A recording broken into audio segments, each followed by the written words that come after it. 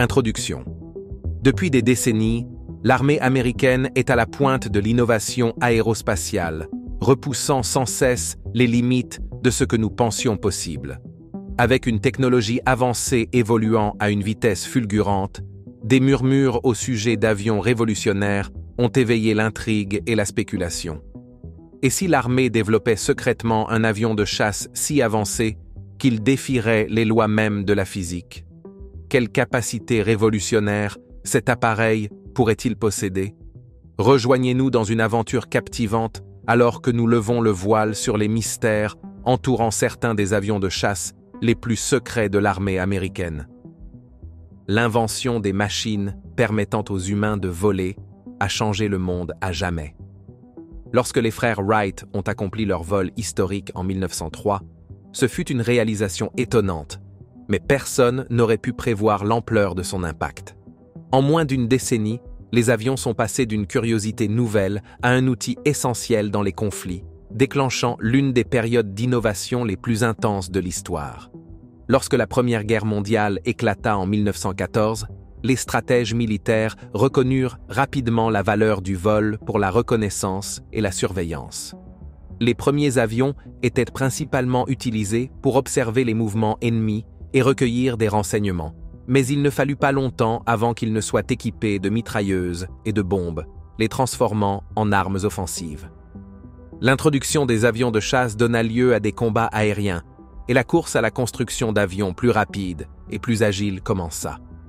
Les nations comprirent le potentiel de la supériorité aérienne comme un facteur décisif pour remporter des batailles et, en fin de compte, des guerres. Les concepteurs d'avions ne cessaient d'innover, cherchant à construire des appareils capables de surpasser et de déjouer l'ennemi. Les pilotes devinrent des as, salués comme des héros, tandis que les ingénieurs repoussaient les limites de la technologie aéronautique.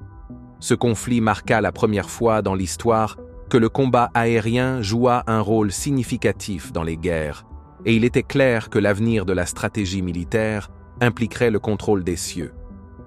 Les années d'entre-deux-guerres furent marquées par des avancées rapides dans la technologie aéronautique. Les avions devinrent plus rapides, plus fiables et capables de parcourir de plus longues distances. Les nations investirent massivement dans le développement de bombardiers et de chasseurs, sachant que le prochain grand conflit verrait des combats aériens encore plus intenses. Lorsque la Seconde Guerre mondiale éclata en 1939, les avions étaient devenus centraux dans les opérations militaires. Les cieux au-dessus de l'Europe et du Pacifique devinrent des champs de bataille, avec des bombardiers comme le B-17 Flying Fortress et des chasseurs comme le Spitfire et le Messerschmitt luttant pour la domination. La Seconde Guerre mondiale transforma l'aviation. Les campagnes de bombardement dévastèrent des villes et la supériorité aérienne devint un élément crucial tant pour l'offensive que pour la défense. La bataille d'Angleterre, entièrement menée dans les airs, fut un moment décisif, démontrant l'importance de défendre les cieux d'une nation. Les porte-avions émergèrent comme l'épine dorsale de la stratégie navale, permettant aux avions d'étendre leur portée au-delà des océans. La guerre fit progresser la technologie aéronautique à de nouveaux sommets, avec l'apparition des moteurs à réaction à la fin du conflit, annonçant la prochaine révolution dans le domaine du vol. La quête incessante de construire des avions plus rapides, volant plus haut et plus puissants, se poursuivit tout au long de la guerre.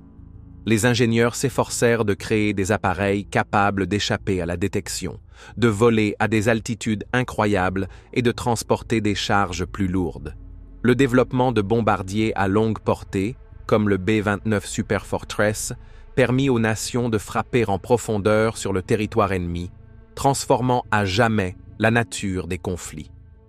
Lorsque la Seconde Guerre mondiale toucha à sa fin, il était clair que l'aviation était devenue l'un des domaines les plus cruciaux de l'innovation technologique.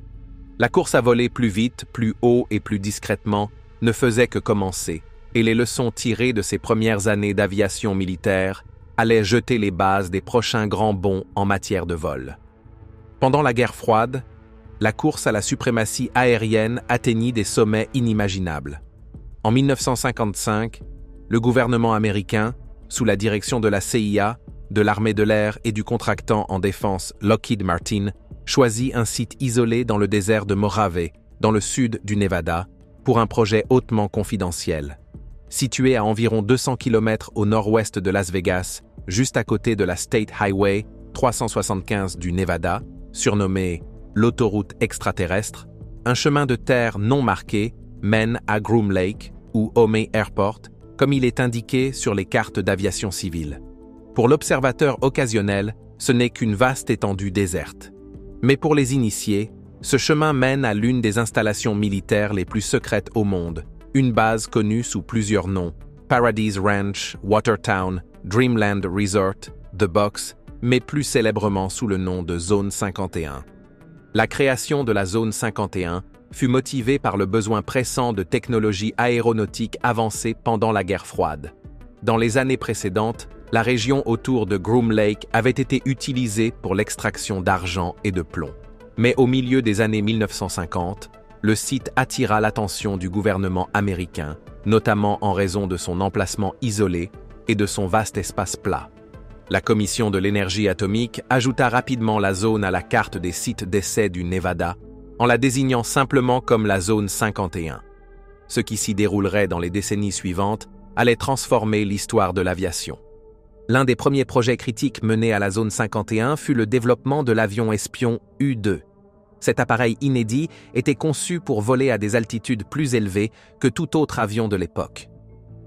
En 8 mois seulement après la sélection du site de Groom Lake, les ingénieurs avaient réussi à concevoir le U-2, capable d'atteindre 21 000 mètres, bien au-delà de la portée des radars et des missiles anti-aériens soviétiques.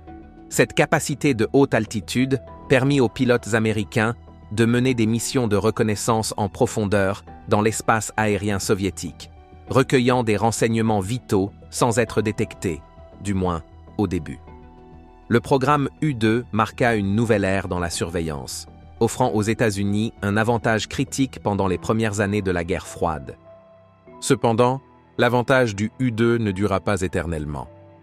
En 1960, un U-2 piloté par Francis Gary Powers fut abattu par un missile soviétique, révélant les opérations de surveillance des États-Unis et intensifiant les tensions entre les superpuissances. Il devint clair qu'un nouvel avion était nécessaire, un appareil capable de voler encore plus haut et plus vite, minimisant ainsi les risques de détection ou d'interception. La CIA et Lockheed Martin commencèrent alors à travailler sur la prochaine génération d'avions espions, l'A-12, un avion supersonique construit en titane, un matériau choisi pour sa capacité à résister à la chaleur extrême générée par des vitesses élevées. Le développement de l'A-12 fut une réponse directe aux vulnérabilités révélées par l'incident du U-2. La division Skunk Works de Lockheed, qui avait également conçu le U-2, fut chargée de créer un avion plus rapide et plus performant que tout ce qui existait jusque-là. Après 12 itérations de conception, l'A-12 fut finalisée. En janvier 1960, la CIA commanda 12 exemplaires de l'A-12, et en février 1962, le premier appareil fut transporté à Groom Lake pour des essais. Le premier vol officiel de l'A-12 eut lieu le 30 avril 1962, bien qu'un vol initial quelques jours plus tôt ait été marqué par des problèmes techniques. L'A-12 était une merveille d'ingénierie, capable de voler à plus de 3500 km/h, soit plus de 3 fois la vitesse du son, et d'atteindre des altitudes de 27 000 mètres. Depuis ces hauteurs, les caméras avancées de l'A-12 pouvaient capturer des images d'objets aussi petits qu'un pied, 30 cm, au sol. Presque indétectable par les radars, l'avion était un outil idéal pour le renseignement à une époque où les relations entre les États-Unis et l'Union soviétique étaient extrêmement tendues. Malgré ses capacités impressionnantes, le rôle de l'A-12 en tant qu'avion espion à haute altitude et haute vitesse fut rapidement éclipsé par des considérations politiques et pratiques. Après l'incident du U-2, les États-Unis avaient signé un accord avec l'Union soviétique interdisant les missions de reconnaissance habitées au-dessus des territoires respectifs, rendant la mission principale de l'A-12 obsolète avant même son entrée en service complète. L'armée de l'air, réalisant cette limitation, commença à pousser pour une nouvelle version de l'avion capable d'effectuer des tâches similaires sans violer l'accord.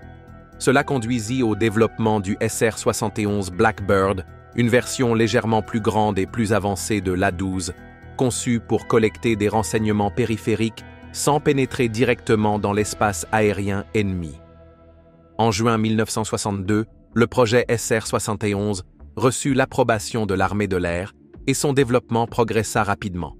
En 1964, le premier SR-71 fut livré à l'installation d'essai de Groom Lake et en 1966, l'armée de l'air décida d'abandonner complètement le programme A-12 en raison du coût élevé de l'entretien simultané de deux programmes d'avions similaires. Le dernier A-12 fut livré en 1964 et en 1967, l'A-12 et le SR-71 furent mis à l'épreuve dans une compétition de reconnaissance.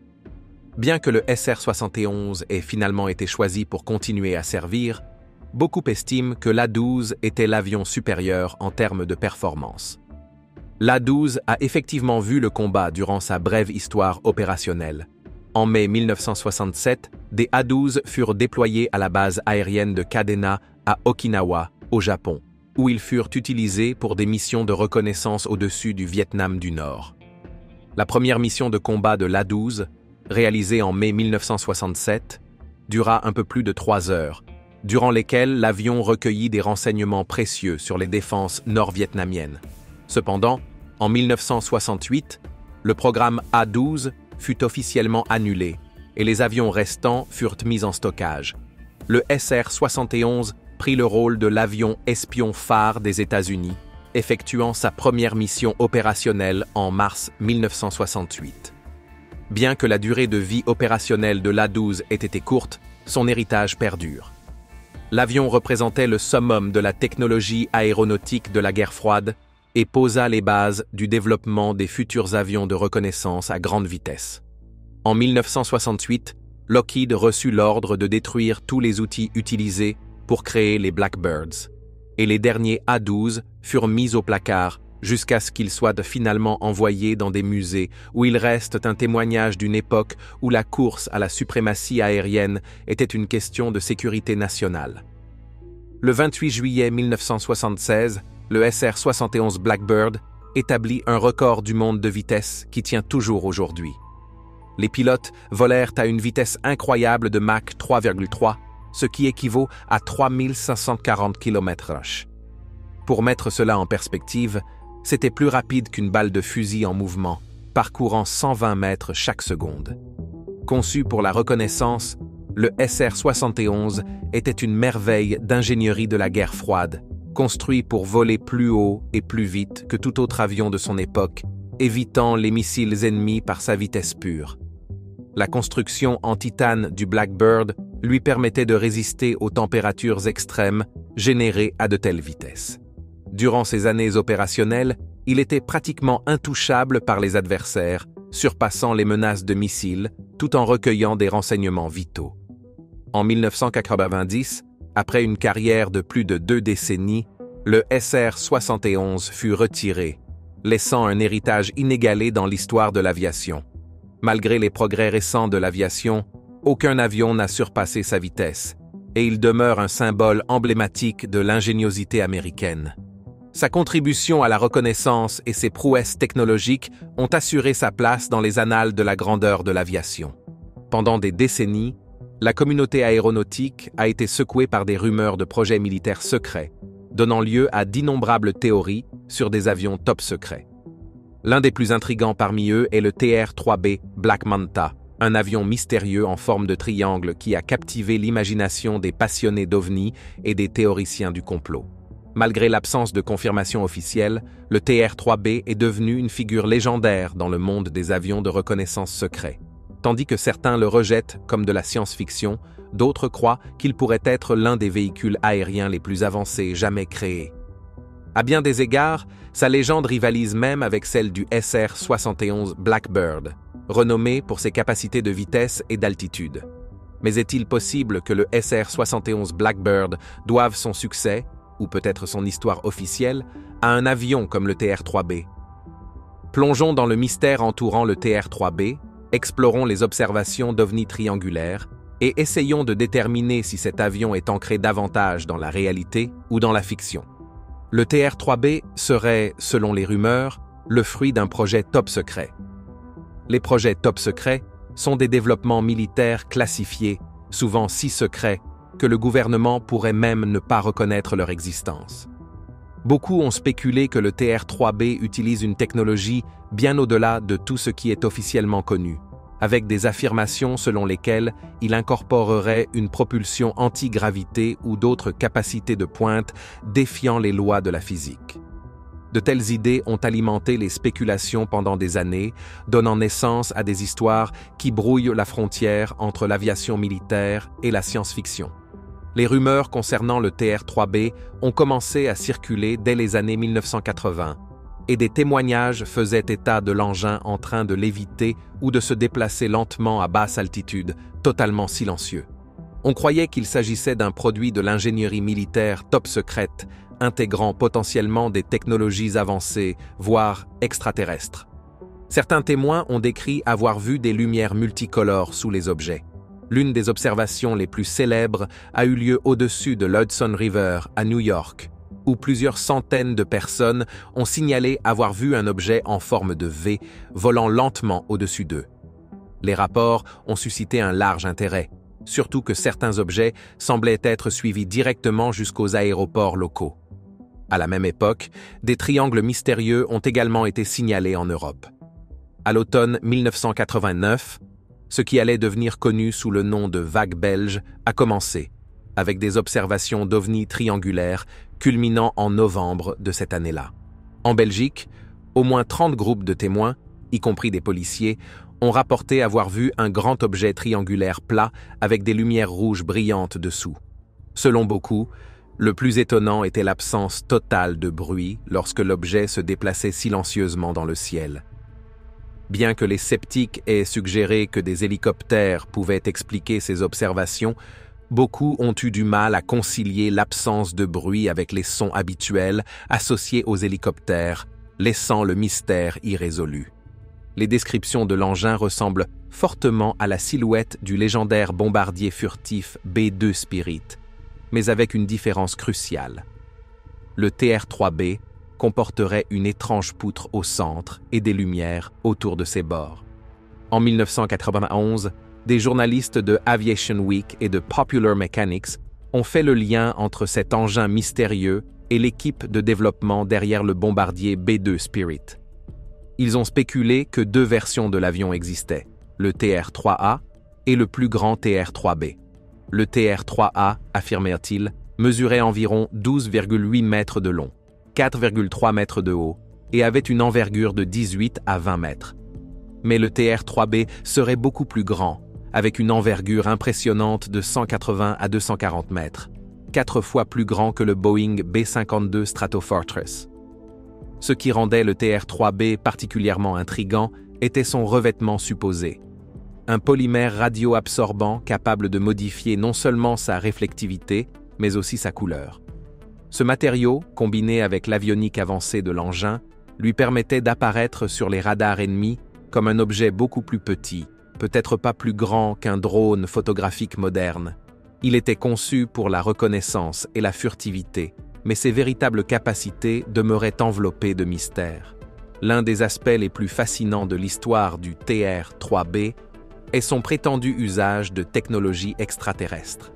Certaines sources suggèrent que l'armée américaine aurait effectué une rétro-ingénierie de technologies récupérées d'un vaisseau spatial extraterrestre accidenté. Cette tentative de rétro-ingénierie aurait conduit au développement de projets top secrets avancés, y compris le TR-3A et le TR-3B. Le système de propulsion du TR-3B en particulier a fait l'objet de nombreuses spéculations. Contrairement au TR-3A, qui serait équipé d'un moteur à turboréacteur conventionnel, le TR-3B serait doté d'un moteur anti-gravité. Ce n'était pas un moteur ordinaire. Selon les rumeurs, il comportait un accélérateur à anneaux ou un perturbateur de champ magnétique situé au cœur de l'appareil. Le cœur aurait supposément contenu un plasma à base de mercure, maintenu sous une pression immense de 250 000 atmosphères à une température de 150 degrés Kelvin. Le plasma serait ensuite accéléré à 50 000 révolutions par minute, générant un champ supraconducteur permettant à l'engin de créer une bulle antigravité autour de lui. Ce champ antigravité, à son tour, réduirait le poids de l'appareil de 90%, lui permettant d'atteindre des vitesses extraordinaires, potentiellement supérieures à Mach 9, soit 9 fois la vitesse du son. De telles vitesses feraient du TR-3B l'un des avions les plus rapides jamais construits, si tant est qu'il existe. Pour beaucoup, ces descriptions du TR-3B ressemblent à de la pure science-fiction, évoquant l'âge d'or des romans spéculatifs. Après tout, le concept d'un moteur anti-gravité semble défier les lois connues de la physique. Pourtant, la persistance des observations, à la fois dans l'Illinois et au Texas, ainsi que la richesse des éléments circonstanciels, ont alimenté la croyance en la possibilité que cet engin existe réellement. Pourrait-il s'agir d'un avion de reconnaissance militaire avancé, ou est-ce quelque chose de plus? Le monde mystérieux de la technologie militaire avancée brouille souvent les frontières entre science-fiction et réalité. Cela est particulièrement évident dans les discussions entourant le soi-disant projet Black Manta et l'existence possible de technologies si révolutionnaires qu'elles remettent en question notre compréhension de la physique et des systèmes de propulsion. Un élément clé de preuve pour ces développements secrets provient du travail de l'US Air Force sur les systèmes de propulsion de nouvelle génération, évoqués à travers des brevets qui pourraient offrir un aperçu de leurs futures capacités. Bien sûr, en vertu de la loi sur le secret des inventions de 1951, l'armée a le droit de garder de nombreux brevets classifiés pour protéger la sécurité nationale. Pourtant, certains brevets ont été rendus publics et suscitent de l'intrigue. L'un des brevets les plus célèbres provient de Lockheed Martin, qui a déposé un brevet pour un réacteur de fusion froide conteneurisé. Cette technologie, suffisamment petite pour tenir dans un avion comme le F-16, pourrait révolutionner le monde de l'énergie et de la propulsion. Certains observateurs l'ont même décrite comme ayant une nature extraterrestre en raison de son potentiel presque inimaginable. Mais ce n'est que la partie émergée de l'iceberg en ce qui concerne la mystérieuse technologie militaire. Salvatore César Pais, un ingénieur américain spécialisé en technologie aérospatiale, est devenu une figure notable dans la discussion sur ces inventions futuristes. Ses recherches, sponsorisées par la NASA et menées alors qu'il travaillait pour Northrop Grumman, l'ont conduit à déposer plusieurs brevets pour des dispositifs qui semblent tout droit sortis d'un roman de science-fiction. Ces brevets les plus célèbres incluent un dispositif de fusion par compression de plasma qui a été décrit par Popular Mechanics comme un réacteur à fusion compacte et un générateur de champs électromagnétiques destiné à dévier les astéroïdes. Mais peut-être que son brevet le plus intrigant est celui d'un dispositif qui réduirait l'inertie d'une masse. Une affirmation qui, si elle est vraie, pourrait réécrire les lois de la physique telles que nous les connaissons. Le dispositif de réduction de l'inertie, qui serait capable de modeler le tissu de la réalité, semble d'un autre monde, surtout lorsqu'il est lié au mystérieux TR-3B. Le TR-3B, supposément capable de réduire sa masse de 90% grâce à un système de propulsion à plasma de mercure, serait un avion comme aucun autre connu publiquement. Certains rapports affirment qu'il a même été utilisé pendant la guerre du Golfe pour des missions de reconnaissance et de ciblage laser, fournissant un soutien aux bombardiers F-117 Nighthawk. Cependant, la vérité derrière le TR-3B reste insaisissable. Fait intéressant, bien que les concepts de ces brevets semblent farfelus, Pei a reçu une somme relativement modeste de 58 000 $ pour tester ses théories entre 2016 et 2019. Finalement, aucun prototype fonctionnel n'a jamais été produit, et la communauté scientifique reste extrêmement sceptique quant à ces affirmations. De nombreux physiciens ont rejeté ces brevets, les qualifiant de dépourvus de toute base scientifique réelle, affirmant que les principes sous-jacents ne sont pas compatibles avec la physique établie.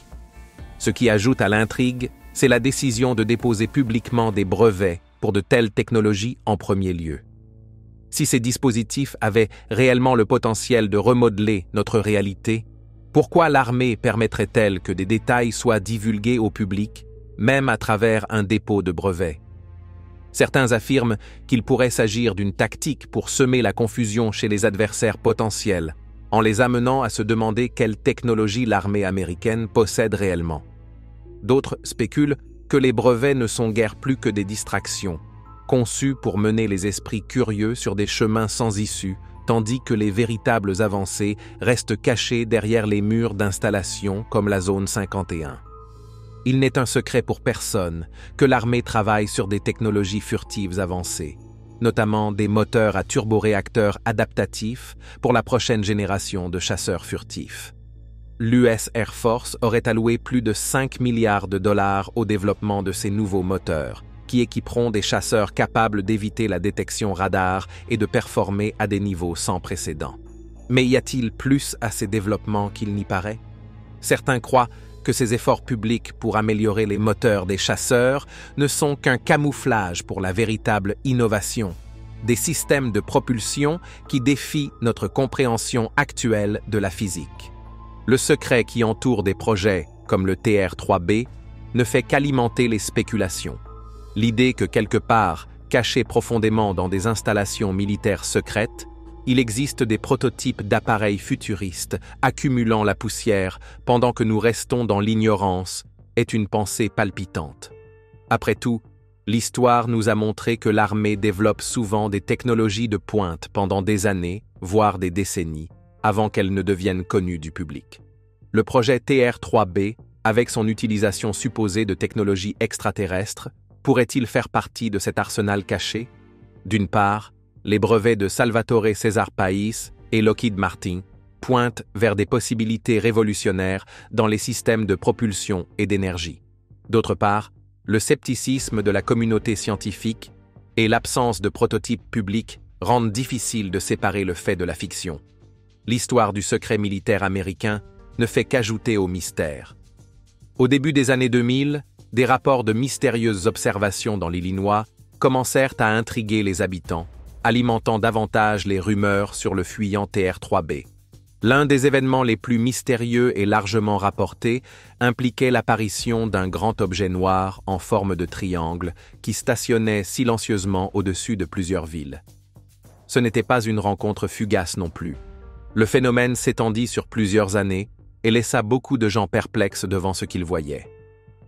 La Federal Aviation Administration, FAA, intervint lorsque ces observations commencèrent à attirer l'attention. Dans un cas particulier, la FAA affirma que les gens avaient confondu le mystérieux triangle noir avec un dirigeable d'une entreprise américaine de publicité opérant dans la région. Mais cette explication ne satisfit pas tout le monde, surtout que l'objet avait été capturé plusieurs fois en photo. Sa présence était si notable qu'elle fut présentée dans un spécial de Discovery Channel et une série télévisée, et elle inspira même des références musicales. Ce n'était pas une observation ordinaire d'un avion, il y avait quelque chose de différent à propos de cet objet triangulaire qui fit parler pendant des années. De 2004 à 2006, les habitants de Tinley Park et Oak Forest, deux communautés suburbaines de l'Illinois, furent témoins de ce que beaucoup croient être le même triangle noir. Cette fois, l'objet était marqué par 3 lumières rouges qui flottaient autour du périmètre de sa forme triangulaire. Ces observations furent largement rapportées et les lumières étranges laissèrent une impression durable sur ceux qui les virent. Alors que les gens tentèrent de comprendre ce qu'ils voyaient, le mystère ne fit que se creuser. En 2008, des observations similaires eurent lieu, mais cette fois au Texas. Encore une fois, les gens signalèrent avoir vu des objets en forme de triangle dans le ciel, souvent accompagnés de lumière. Ces événements attirèrent l'attention nationale et ils furent même mentionnés dans le documentaire Netflix de 2023, Encounter, qui explorait les phénomènes aériens inexpliqués à travers les États-Unis. Une chose devint claire au fil des années, quel que soit cet objet, il était persistant, mystérieux et remarquablement similaire aux descriptions d'un avion secret connu sous le nom de TR-3B. Comme l'ont montré ces observations, la vérité est toujours là dehors, et le triangle noir reste l'un des mystères les plus durables de nos cieux. Aujourd'hui, l'US Air Force est la plus grande et la plus avancée du monde, avec un avantage inégalé.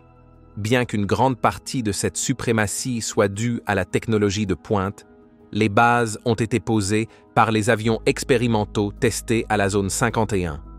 Ces avions X ont été les pionniers, façonnant l'avenir de l'aviation en repoussant les limites de la possibilité.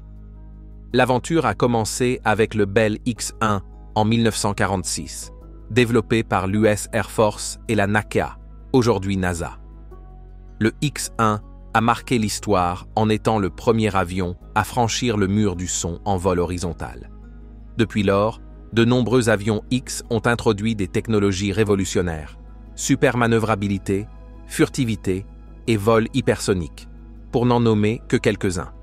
Le SR-71 a failli atteindre des vitesses hypersoniques, tandis que le F-117 Nighthawk a prouvé que la furtivité ultra avancée était possible. Le TR-3B, dont on parle, pourrait représenter le sommet de ces avancées, incarnant l'avion X ultime et laissant entrevoir des possibilités encore plus incroyables pour l'avenir. Conclusion. L'armée américaine pourrait-elle réellement posséder des technologies capables de manipuler le tissu même de la réalité? Et si c'est le cas, que cela signifie-t-il pour l'avenir de l'ingénierie aérospatiale, de la défense et même de la compréhension de l'univers par l'humanité? Partagez votre opinion dans les commentaires ci-dessous.